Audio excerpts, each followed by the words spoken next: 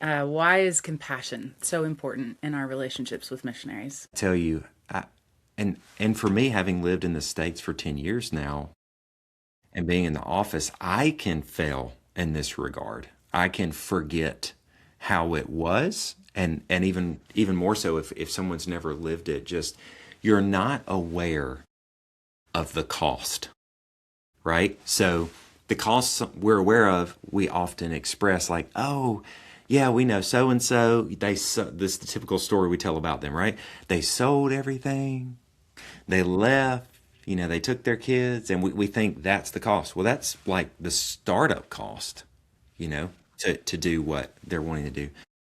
But man, the ongoing cost I asked some of our missionary care team about, hey, what would you say, like, I'm a guy on the mission field. I have one experience, but ladies, what has your experience been? And one of them shared, I was a mom homeschooling on the field. And my husband was out doing ministry. We joined him sometimes, but in a lot of ways, it was a huge sacrifice because I had to give up my independence. I couldn't drive. I couldn't take care of myself. And I thought, Lord, is this all there is? I could be homeschooling in the States. And so like there was this struggle of, man, you don't really know just like how hard it is in that grind, feeling isolated and not even feeling like you're part of the ministry Yeah. really is huge.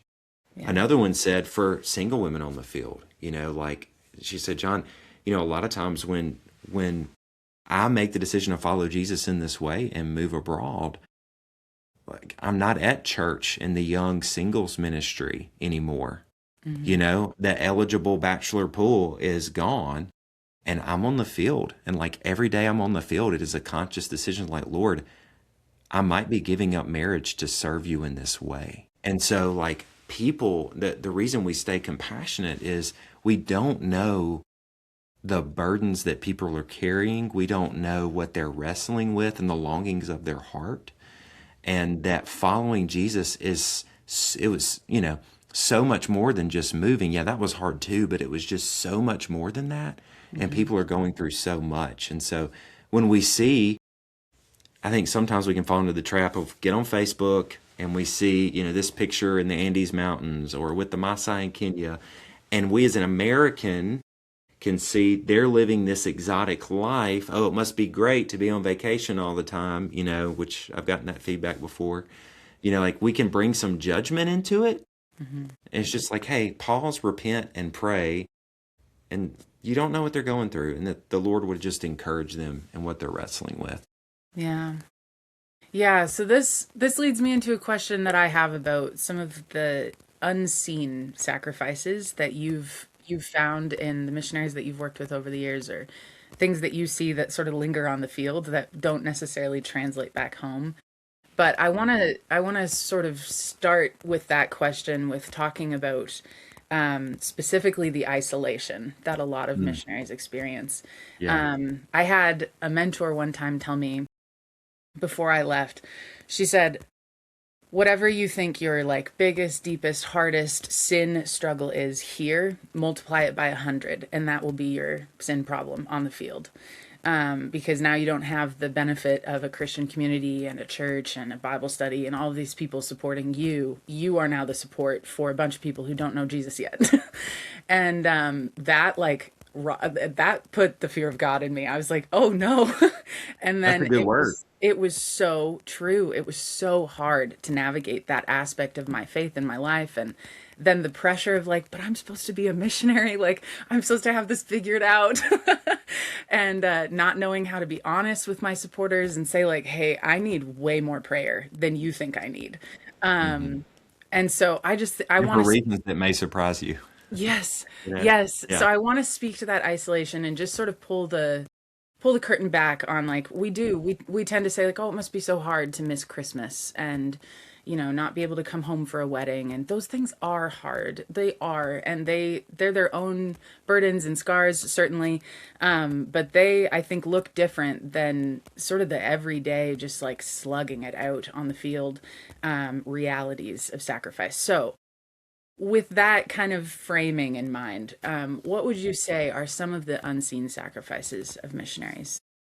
Well, I'll speak to the struggle just as you were talking. What came to mind for me was I grew up Baptist in like a Southern Baptist culture where, I walked the aisle at 9, was baptized 2 or 3 years later, didn't know if I really meant it or if I was really saved. And, at youth camp, raising my hand again and just like wrestling with what we would call assurance of salvation.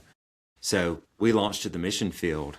Now, think about this. I'm a missionary, the person who's supposed to be carrying the gospel somewhere, just as a reminder. Mm-hmm. And, and I'm on the mission field 3 months in, like doubting my salvation.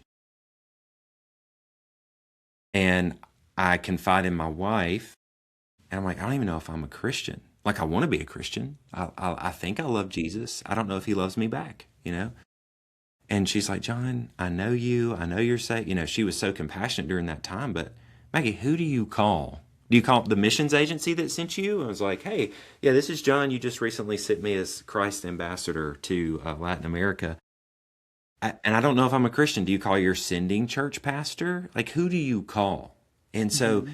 you're I was wrestling with assurance, and I wrestled with that truthfully for years until I moved back to the States and God did something amazing in my life to put that at rest. But it was years of struggle, and you don't feel like you can call me. I mean, other missionaries, you talk about the secret sin. It is something about stress that drives us to cope with it. And so, I mean, for some men, it's pornography habits that they thought they had conquered as part of their story that flare up on the field. And then think about how isolating that is, and walking with marriages that are falling apart. And it's like, we can't tell people because we're missionaries. And so that's even a little bit of a lie that the devil tells us, like, you can't tell people, you can't tell anybody, like, you're supposed to be perfect, you're supposed to be something. And it's like people are wrestling and struggling just to make it, Mm-hmm. and the added pressure of being spiritual superheroes.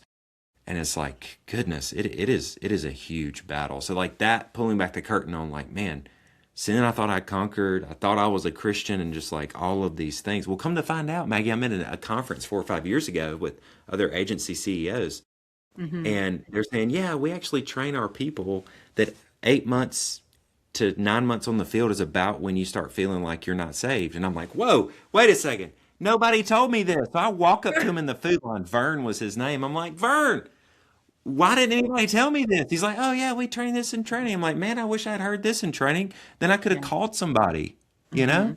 Mm-hmm. Anyway, but like, that's so hard. Yeah. You It feel is. so alone and trapped. Yeah. Yeah. Which is exactly where the enemy wants you. Yeah. Mm-hmm.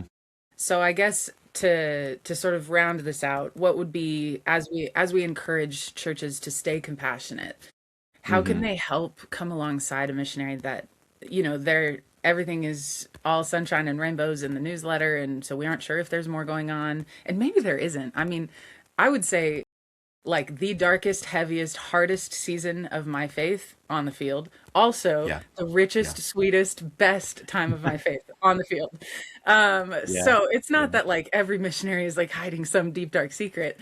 Because I think the Lord really blesses his servants and really walks with them nearly and tangibly and sweetly. So like I don't want to paint this picture that like surprise every missionary is They're living in all the terrible. They're not even Christians.